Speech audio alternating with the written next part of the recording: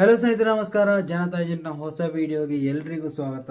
ಇವತ್ತು ನಿಮ್ಮೊಂದು ಹೊಸ ವಿಚಾರ ಮಾಹಿತಿಯನ್ನು ಹೇಳಿಕ್ಕೆ ಹೋಗ್ತಾ ಇದ್ದೇನೆ. ಯಾಕಂತಂದ್ರೆ ಕಹಳೆ ನ್ಯೂಸ್ ನಿನ್ನೆ ದಿನ ಸೌಜನ್ಯ ಪರ ಹೋರಾಟಗಾರರ ವಿರುದ್ಧವಾಗಿ ಒಂದು ನ್ಯೂಸನ್ನು ಪ್ರಸ್ತುತಪಡಿಸುತ್ತೆ. ಯಾವುದೇ ಪುರಾವೆ ಇಲ್ಲದೆ ರಾಧಿಕಾ ಕಾಸರಗೋಡು ಅವರನ್ನು ಅರೆಸ್ಟ್ ಮಾಡಿದ್ದಾರೆ ಅನ್ನುವಂತಹ ಒಂದು ನ್ಯೂಸನ್ನು ಹಾಕ್ತಾರೆ. ಅದನ್ನು ಲಿಂಕನ್ನು ಹಿಡ್ಕೊಂಡು ಹಲವಾರು ಮಂದಿ ಫೇಸ್ಬುಕ್ನಲ್ಲಿ ಆ ಒಂದು ನ್ಯೂಸನ್ನು ಶೇರ್ ಮಾಡ್ತಾರೆ. ಆದರೆ ಸತ್ಯಾಸತ್ಯತೆಯನ್ನು ತಿಳಿದಂತಹ ಈ ನೀತಿ ಸಂಘಟನೆಯ ರಾಜ್ಯಾಧ್ಯಕ್ಷರಾದಂತಹ ಜಯಂತ್ ಟಿ ಅವರು ತಕ್ಷಣ ಕರೆ ಮಾಡಿ ಕಹಳೆ ನ್ಯೂಸ್ನ ಓನರ್ ಏನಿದ್ದಾರೆ ಅವರಿಗೆ ಕರೆ ಮಾಡಿ ಯಾವ ಒಂದು ಉದ್ದೇಶವನ್ನು ಇಟ್ಕೊಂಡು ನೀವು ಅರೆಸ್ಟ್ ಆಗಿದ್ದಾರೆ ಅಂತ ನ್ಯೂಸನ್ನು ಹಾಕಿದ್ದೀರಾ ಅಂತ ಕೇಳಿದಾಗ, ಇದು ಕೋರ್ಟಲ್ಲಿ ಬಂದಂತಹ ಆ ಒಂದು ಪೊಲೀಸ್ ಆಫೀಸರ್ ಏನನ್ನು ಕೋರ್ಟಲ್ಲಿ ನೀಡಿದ್ದಾರೆ ಅದನ್ನು ನಾವು ಇಲ್ಲಿ ಪ್ರಸ್ತುತಪಡಿಸ್ತೇವೆ, ಹೊರತು ಫೇಕ್ ಅಲ್ಲ ಎನ್ನುವಂತಹ ಒಂದು ಮಾಹಿತಿಯನ್ನು ಹೇಳಿದರು. ಆದರೆ ಜಯಂತ್ ಟಿ ಅವರು ಈ ಒಂದು ಸಂದರ್ಭದಲ್ಲಿ ರಾಧಿಕಾ ಅವರೊಂದಿಗೆ ಕರೆಯಲ್ಲಿದ್ದರು. ಯಾವುದೇ ಕಾರಣಕ್ಕೂ ಅವರನ್ನು ಅರೆಸ್ಟ್ ಮಾಡಲಿಕ್ಕೆ ಸಾಧ್ಯನೇ ಇಲ್ಲ, ಅರೆಸ್ಟ್ ಆಗಿರಲಿಲ್ಲ. ವಿಚಾರಣೆಗೋಸ್ಕರ ವಿಚಾರಣಾಧೀನರಾಗಿ ಸ್ಟೇಷನ್ಗೆ ಹೋಗಿದ್ರು ಅನ್ನೋಂಥ ಒಂದು ವಿಚಾರವನ್ನು ಹೇಳಿದರು. ಏನೇ ಇರಲಿ, ಈ ಒಂದು ವಿಚಾರವಾಗಿ ಸೋಷಿಯಲ್ ಮೀಡಿಯಾದಲ್ಲಿ ಒಂದು ವಿವರಣೆಯೊಂದು ಹರಿದಾಡ್ತಾ ಇದೆ. ಅದನ್ನು ನಿಮ್ಮ ಮುಂದೆ ತೋರಿಸ್ತೇನೆ. ಶ್ರೀಮತಿ ರಾಧಿಕಾ ಕಾಸರಗೋಡುರವರನ್ನು ಬಂಧಿಸಲಾಗಿದೆ ಎಂಬುದು ಸುಳ್ಳು ಸುದ್ದಿ.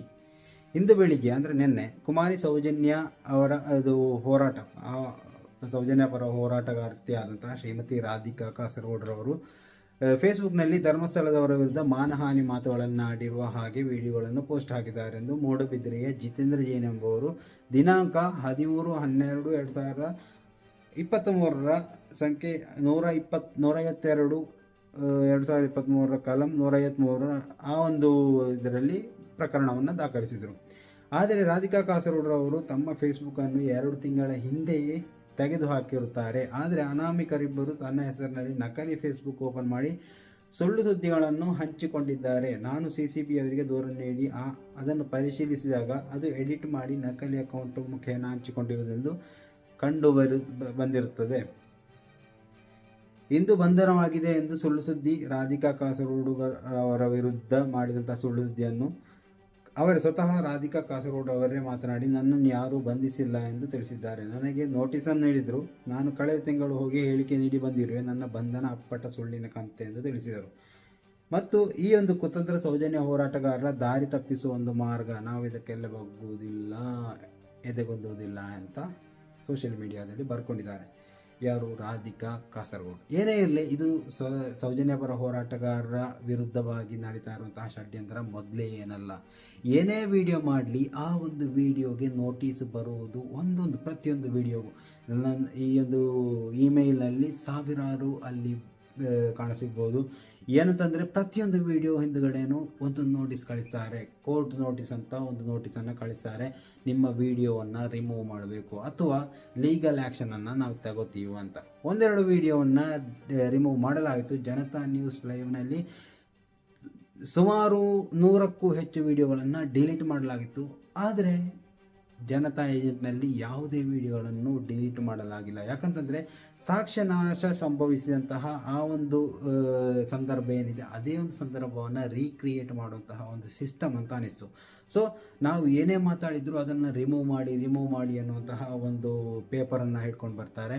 ರಿಮೂವ್ ಮಾಡಿಲ್ಲ ಅಂದರೆ ಏನಾಗುತ್ತೆ? ಏನೂ ಆಗಲ್ಲ. ಯೂಟ್ಯೂಬ್ ಅನ್ನುವಂತಹದ್ದು ಒಂದು ಏನು ಹೇಳುವುದು, ಮನುಷ್ಯನ ಅಭಿವ್ಯಕ್ತಿ ಸ್ವಾತಂತ್ರ್ಯಕ್ಕೆ ಇರುವಂತಹ ಒಂದು ವೇದಿಕೆ ಅಷ್ಟೇ.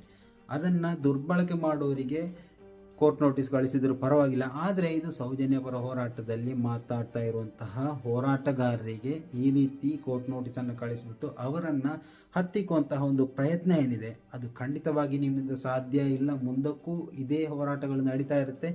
ಹೋರಾಟಗಳೇನಿದೆ ಅದಕ್ಕೆ ಬೆಂಬಲ ಸಿಗ್ತಾನೆ ಇರುತ್ತೆ. ಯಾರು ಏನೇ ಮಾಡಿದರೂ ಮುಂದೊಂದು ದಿನ ಸೌಜನ್ಯ ಪ್ರಕರಣ ಇತ್ಯರ್ಥ ಆಗೇ ಆಗುತ್ತೆ. ನೀವು ಎಷ್ಟೇ ಕುತಂತ್ರ ಹೆಣೀರಿ, ಆ ಒಂದು ಕುತಂತ್ರಕ್ಕೆ ಮರುತಂತ್ರ ಇದ್ದೇ ಇದೆ. ಸೊ ಸುಳ್ಳನ್ನು ಎಷ್ಟು ದಿನ ಅಂತ ಕಟ್ಟಿ ಹಾಕ್ತೀರಾ? ಸತ್ಯ ಒಂದು ದಿನ ಅಲ್ಲ ಒಂದು ದಿನ ಹೊರಗಡೆ ಬಂದೇ ಬರುತ್ತೆ. ಆ ಒಂದು ಕ್ಷಣಕ್ಕಾಗಿ ಸೌಜನ್ಯ ಪರ ಹೋರಾಟಗಾರರು ಕಾಯ್ತಾ ಇದ್ದಾರೆ. ಏನೇ ಇರಲಿ, ಕ್ಷಮೆಯಿಂದ ಹೋರಾಡೋಣ, ಕ್ಷಮೆಯಿಂದ ವೆಯ್ಟ್ ಮಾಡೋಣ. Wait and see. ನಿಮ್ಮ ಅಭಿಪ್ರಾಯಗಳನ್ನು ದಯವಿಟ್ಟು ಕಾಮೆಂಟ್ ಮಾಡಿ. ಮುಂದಿನ ವಿಡಿಯೋದೊಂದಿಗೆ, ಮುಂದಿನ ಮಾಹಿತಿಯೊಂದಿಗೆ ಮತ್ತೆ ಬರ್ತೀನಿ. ಅಲ್ಲಿಯವರೆಗೂ ನಮಸ್ಕಾರ.